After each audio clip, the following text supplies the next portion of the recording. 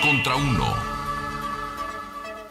Esta noche en el estudio nos acompaña la economista Patricia Mercado Castro, actual secretaria del Trabajo en el Distrito Federal. Aunque ella es originaria de Sonora, su carrera política inició en la capital mexicana tras el terremoto de 1985, abogando desde entonces en diversas ONGs por los derechos de las mujeres. En 2006, figuró como candidata a la presidencia de la República por el Partido Alternativa Socialdemócrata, convirtiéndose en la primera mujer con más votantes en la historia del país, tras obtener 1.128.850 votos. Patricia Mercado se autodefine como feminista y miembro de la izquierda contemporánea. Patricia Mercado, secretaria del Trabajo del Distrito Federal. Bienvenida a 3 contra 1. Muchas gracias por la invitación. La saludo a las 3. Patricia, siempre te has movido dentro de la izquierda. Sí. Partido Alternativa Socialdemócrata. Por tu propio blog has dicho que buscas una izquierda, una forma de hacer política diferente. ¿Por qué estás en el gobierno capitalino? Por eso, creo que el gobierno de la ciudad es un gobierno que sigue una trayectoria de una visión o una misión de una sociedad de libertades y derechos. Y para mí eso es la izquierda. O sea, la izquierda en este momento, o la izquierda en la que yo creo, es esa que recoge pues lo mejor del socialismo democrático, la justicia, la igualdad, la equidad y lo mejor del liberalismo, que son el respeto a las libertades. ¿Qué?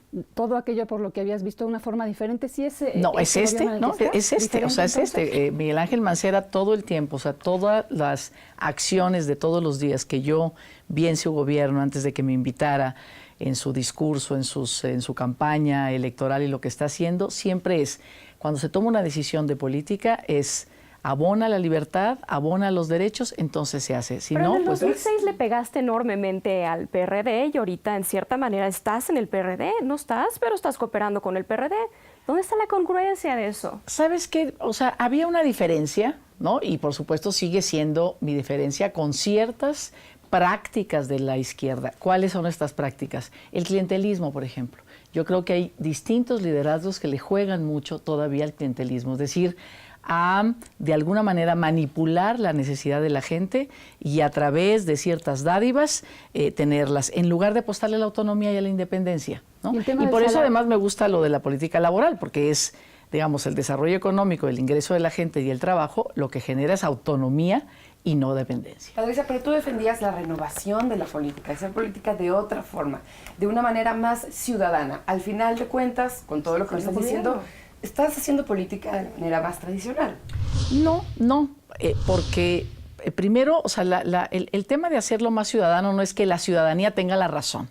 Hacerlo más ciudadano es que haya diálogo permanente entre el gobierno, las organizaciones ciudadanas o la ciudadanía, digamos, en general, y que a través de ese diálogo se tomen las decisiones. Y eso es lo que se está haciendo.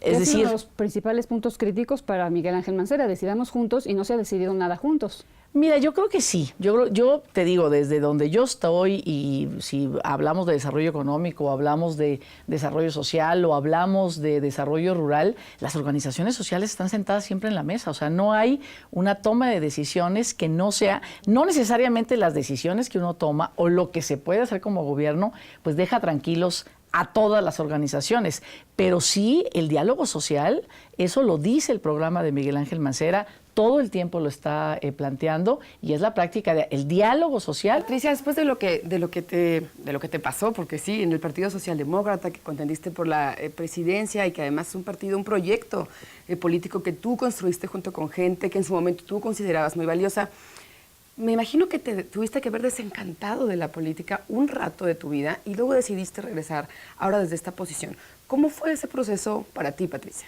Mira, fue un proceso muy duro. Efectivamente, yo estuve en la construcción de una propuesta política de izquierda basada en derechos y libertades, en autonomía e independencia, más una agenda que era como poco tomada, ¿no? Poco tomada efectivamente por la izquierda tradicional, pero como, bueno, legalización de las drogas, el tema del bueno, derecho de las bueno, mujeres muy- a decidir, derechos de personas homosexuales, en fin, todo eso que en ese momento era exótico y que en este momento ya está en la mesa y ya es algo Aunque como de falta todos mucho los días. trabajar el tema. Por supuesto, todavía falta mucho y pero está mucho en por hacer. algunos territorios del país, no está en todo el país, pero el Distrito Federal creo que se sigue, digamos, A la hay como vanguardia. mucha congruencia en ese tema. Fue muy duro, estuve 10 años tratando con mucha otra gente de construir eso. Y mira, las reglas del juego de la política, es que ese es el tema. Por eso es importante cambiar las reglas del juego. Yo les decía, no hay que apostar a que el político no es malo, ni es corrupto, ni es negligente, Per se, porque así ¿no? son. Son las reglas. Si las reglas son cada vez más que te exigen transparencia, rendición de cuentas, yo como político que me quiero quedar aquí, pues voy a seguir esas reglas, porque bueno, y ahora los medios de comunicación, las nuevas tecnologías, lo que dices en privado, ya sabes que lo tienes que defender en público cada vez más. Entonces creo que se van a hacer cada vez mejores políticos por todas estas nuevas reglas que hay. Entonces, te digo, para mí fue muy duro, estuve muchos años trabajando por eso. Al final, las reglas de la política, que son reglas, o en ese momento eran reglas donde el dinero verdaderamente, yo les digo, lo que como ciudadano se ve adentro es tremendo. Bueno, en tu discurso de renuncia del partido de Patricia, tú dijiste cosas durísimas. Sí, es que... Alianzas inconfesables, Así uso es. de los recursos de los Corrupción, contribuyentes. Así es. demás. En fin, Todo eso, digamos, que lo dije en ese momento y por eso me salí de esa opción que nos había costado mucho trabajo construirla, pues es eso, es las reglas de la política y hacen que a veces hasta los mejores caigan, ¿sí me explico? O sea, yo no culpo a una persona, a otra, sino si no cambiamos esas reglas y para eso el diálogo con la ciudadanía es bien importante porque es tu interlocutor.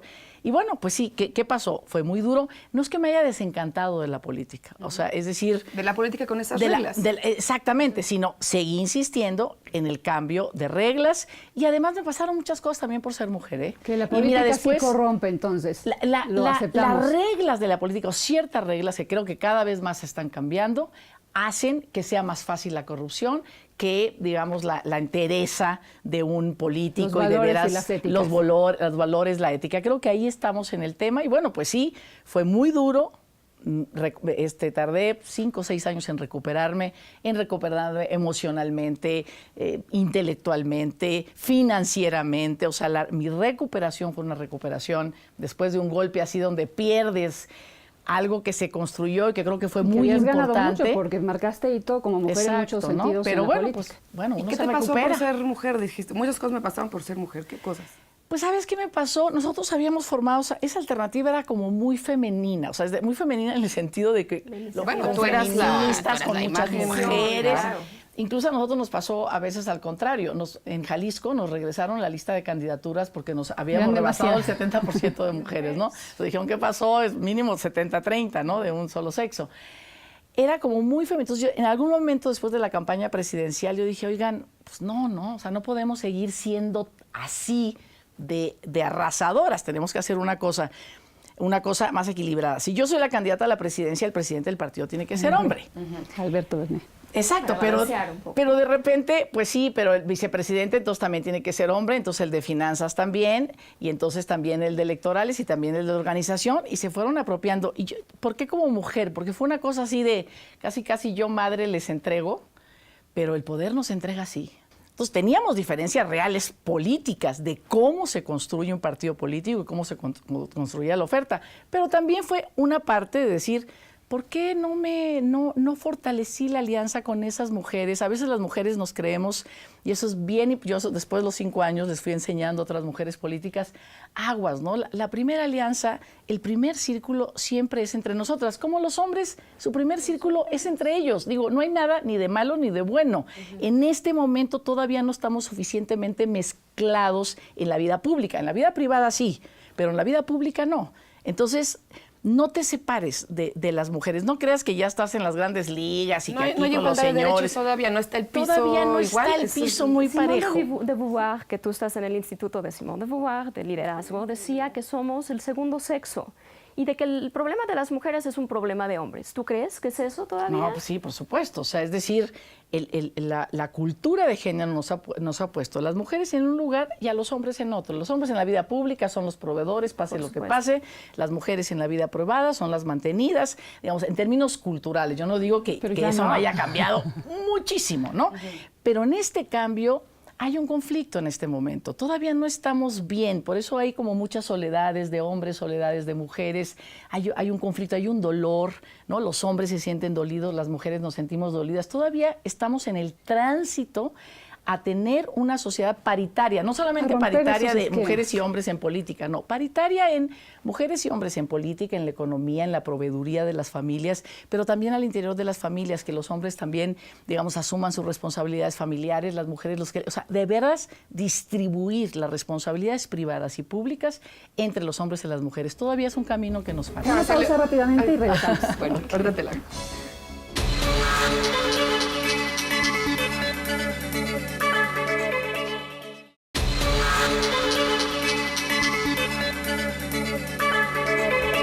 Estamos de nuevo con Patricia Mercado en 3 contra 1. Patricia, yo me quiero meter un poco a un tema de sustancia, el de salarios mínimos. Y creo, en mi opinión, que es un poco demagógica la forma en que está planteado. Es decir, no deberíamos de estar planteando mucho más cómo tenemos una economía informal de un 50% de trabajadores que están en ella. Y la verdad es que el impacto de la propuesta del salario mínimo es chiquitita. 571,000 personas están en el seguro, en salario mínimo. ¿No deberíamos de estar planteando mucho más de cómo formalizar esta economía para traer todos los beneficios que implican con la formalización? Mira, estamos, por supuesto que el salario, el aumento del salario, un aumento significativo del salario mínimo. Todos los años hay aumento del salario mínimo, pero en los últimos 20 años ha sido de 2 pesos en términos absolutos, o sea, 2 pesos en promedio diario. Tenemos una definición constitucional.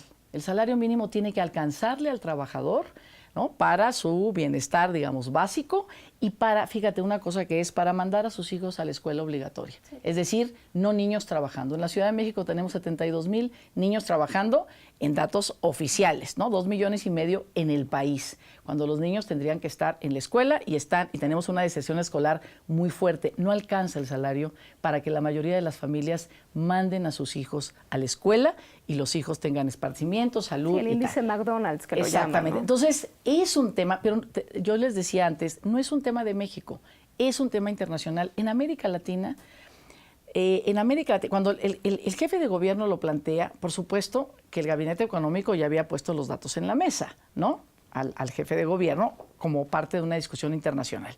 Entonces se dice, oye, vamos a aumentar primero productividad y después salario mínimo. Los expertos han demostrado que México y Chile, por ejemplo, son los países más productivos de toda América Latina. Y sin embargo, México está igual que Bolivia y Nicaragua en salario, que tienen la productividad más baja.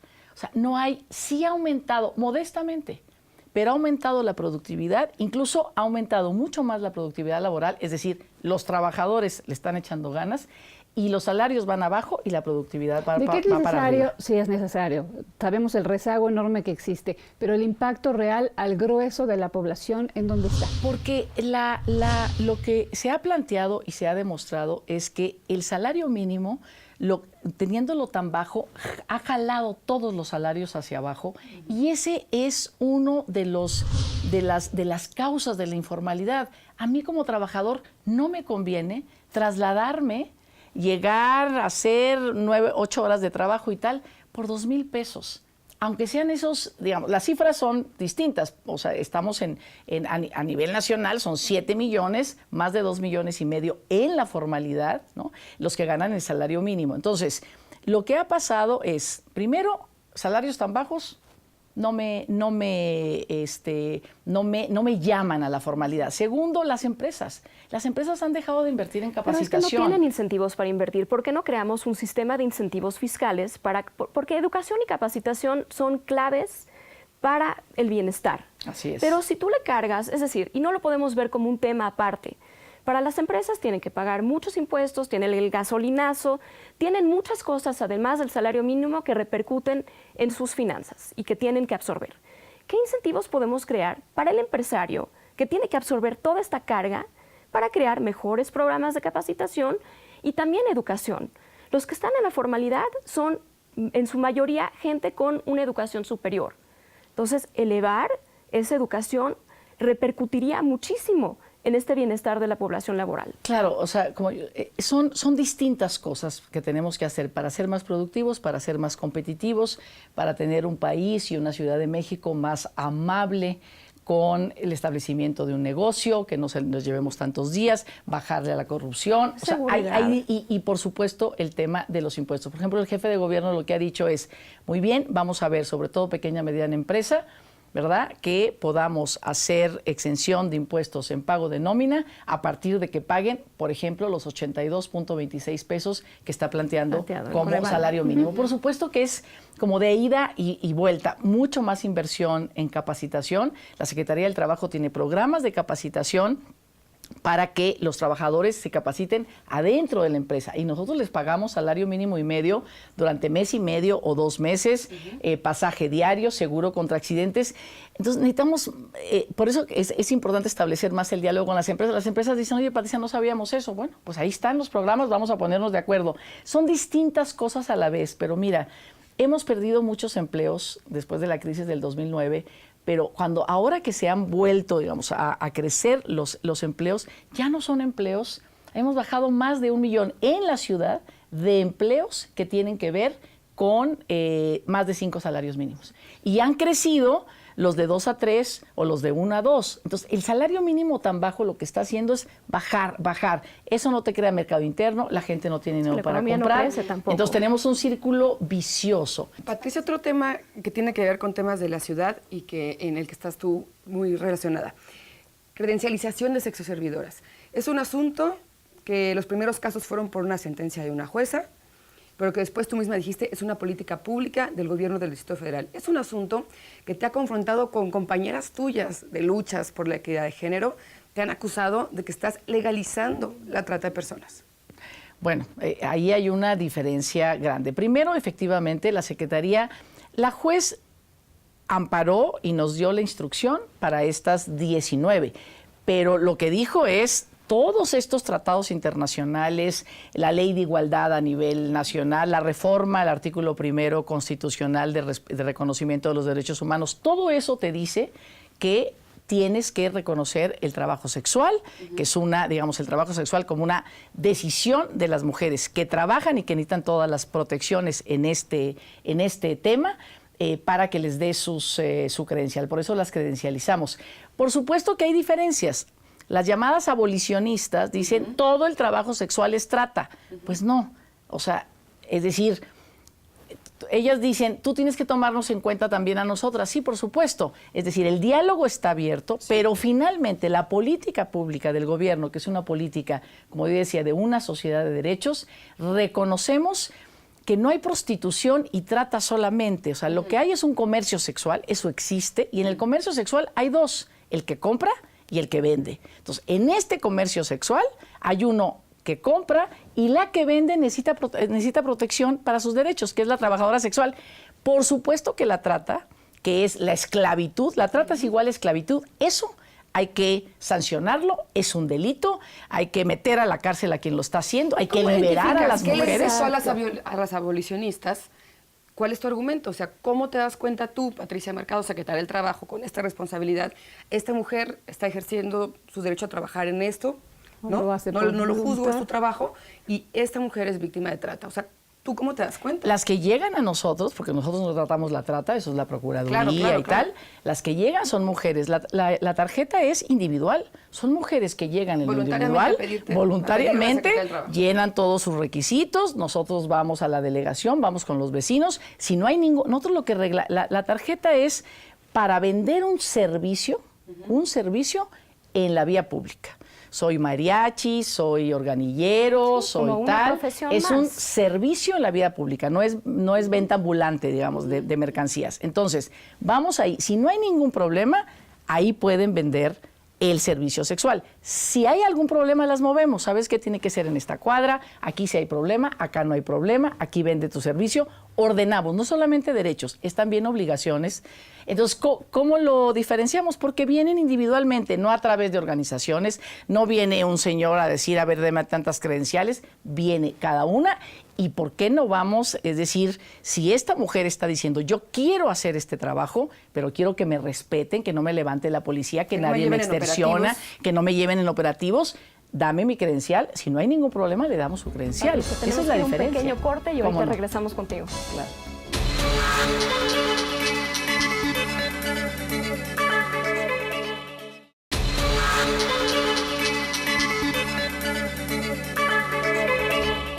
Patricia, ¿qué opinas del caso de Cuauhtémoc Gutiérrez? Mira, desde la perspectiva de la Secretaría del Trabajo, creo que hay discriminación laboral. Tú no puedes contratar y diciendo, pues la quiero joven, la quiero así, la quiero asado, que haga, que no, sea una secretaria o sea lo que sea. Me parece, no estoy segura que sea un tema de trata, o sea, no estoy segura, en mujeres que entraban y salían. Para mí, como decía, trata es igual a esclavitud, ¿no? O sea, es decir, privación de la libertad de una mujer, entonces, de una persona, ¿no?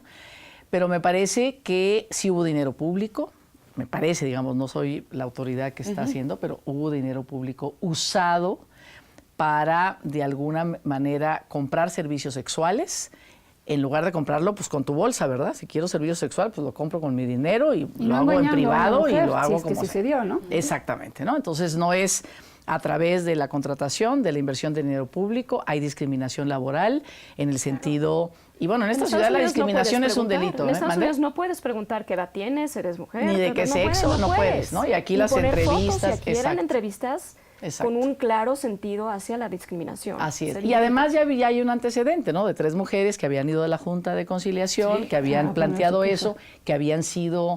primero pues olvidadas, después hubo una negociación y fueron indemnizadas porque ellas fueron precisamente por eso. O sea, es decir, no quisimos prestarnos a que nos contrataran como secretarias y termináramos dando favores sexuales o comprando o vendiendo favores sexuales. Y bueno, pues nos fuimos, nos despidieron y venimos aquí por nuestra indemnización. ¿Y la impunidad? Es decir, la gente lo percibe como un caso claro de impunidad. Yo creo que... Sí, porque nunca se va a poder probar, la Procuraduría nunca va a tener elementos. Pero al final las chicas no van a nada. presentar las denuncias y va a quedar impune. Sí, yo creo que, digamos, no soy la autoridad que está investigando, pero me parece que la presidenta del Instituto Estatal Electoral... la erradicación de la violencia y los abusos a las mujeres, ¿no? Sí, yo creo que ahí sí había una situación absolutamente irregular, con mujeres que sí, yo puedo decir, bueno, esta mujer aceptó y estaba ahí, está muy bien, ¿no? Pero era una oficina o es una oficina de un partido político, es una oficina con gasto corriente, es una oficina donde se hace un trabajo y ahí la relación con los servicios sexuales... ¿Se equivocó el IEDF? Me parece... En su fallo. Yo creo que la mayoría sí, ¿no? Creo que la posición de la presidenta era una posición que podía haber dejado mucho mejor a la ciudadanía y de veras castigar eso, porque a veces también se usa... yo la próxima semana en la Cámara de Diputados hay un foro sobre decanes y todo este tema, entonces creo que hay que dejar muy claro y que el Estado mexicano tiene que dejar muy claro que esto se vale, que es un trabajo legítimo, legal, que no puede estar relacionado con ningún tipo de insinuación en términos sexuales para, sobre todo, mujeres que trabajan en este tipo, digamos, de oferta laboral, como es el acompañamiento de canes y demás, que luego se convierte en otra cosa. Eso se vale, pero lo contratas, ese es el comercio sexual, lo contratas desde otro lugar y de manera privada. Patricia, centrándonos en ti, en Patricia como mujer, Patricia como política, Patricia como persona. Tú llegaste a ser candidata a la presidencia de la República. ¿Qué sigue para ti? ¿Hacia dónde vas? Bueno, y la más votada, además. Claro, la mujer más votada del país. Pues sí, porque además yo llegué, mi candidatura llegó, bueno, claro, antes de Josefina, porque Josefina fue mucho más votada, ¿no?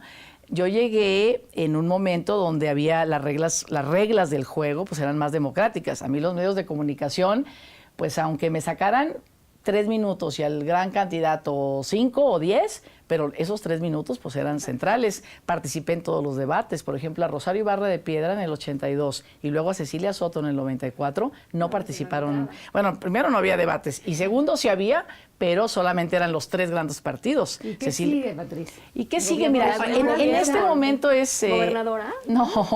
No, en este momento es la Secretaría del Trabajo. De veras estoy muy agradecida, estoy muy contenta trabajando con Miguel Ángel Mancera, o sea, creo que me ha dado como toda la cobertura de decir vamos a hacerlo, o sea, vamos a tener una política laboral de defensa de los derechos de los trabajadores. ¿Pero cómo te ves a ti y yo me futuro? veo... Si yo te digo en ¿De 5 verdad años. no quieres gobernar tu estado natal, Patricia? No, ¿Sonora? fíjate que no. Yo de Sonora ya me fui, solamente regreso a Sonora, pues regreso a Sonora como parte de mi familia, como mi terruño, como mi origen, me encanta. Es más, hace poco acabo de ir más bien medio a apoyar ahí a la senadora Claudia Pavlovich, a ver si tenemos una gobernadora en el país y creo que ella tiene posibilidades en Sonora.